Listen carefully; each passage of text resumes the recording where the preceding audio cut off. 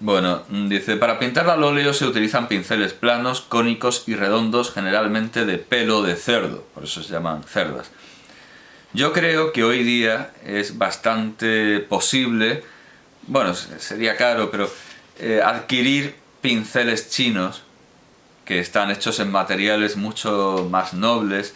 Se habla, por cierto, de los pinceles de pelo de niño, también hay, bueno, también esto es algo que existe en las miniaturas medievales, en la miniaturística medieval, existe también el pincel de un solo pelo.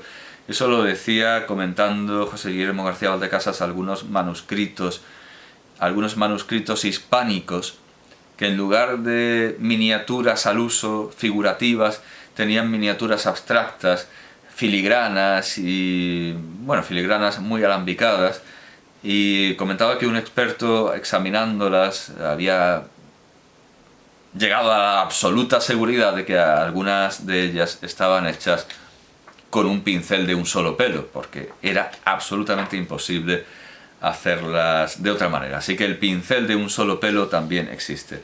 Después se habla de la preparación del soporte y del enmarcado. Tiene también una parte de marquetería que puede servir ampliamente de consuelo al que se haya desesperado viendo todas las instrucciones previas, empezando por las matemáticas, porque la marquetería se presenta como una labor mucho más difícil y que requiere muchísimos más instrumentos.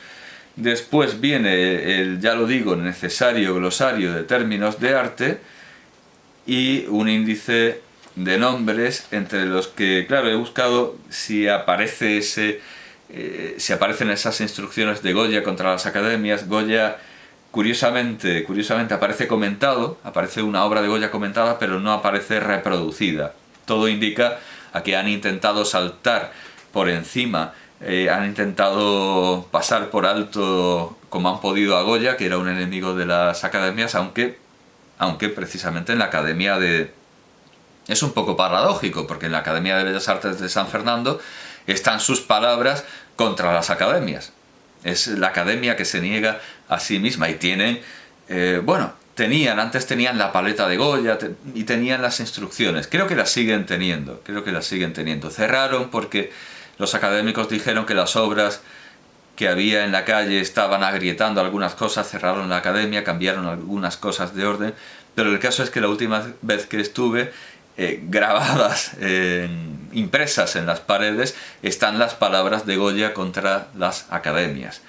Pero, ya lo digo, ningún principio, ningún fundamento es verdaderamente fundamental e imprescindible, porque Goya tenía ese principio contra las academias, pero la academia está ordenada de acuerdo con lo que Goya dijo.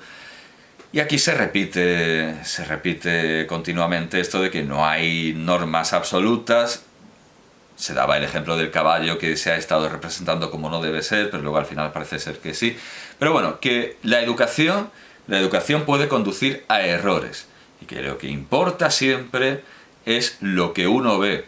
En la ciencia no, evidentemente. En la ciencia lo que uno ve puede no tener ninguna importancia y puede deberse a una aberración óptica propia, a un error de observación. En la ciencia lo que importa no es lo que se ve, sino lo que se sabe. ¿Por qué sucede lo que vemos? ¿Qué causas secretas hay?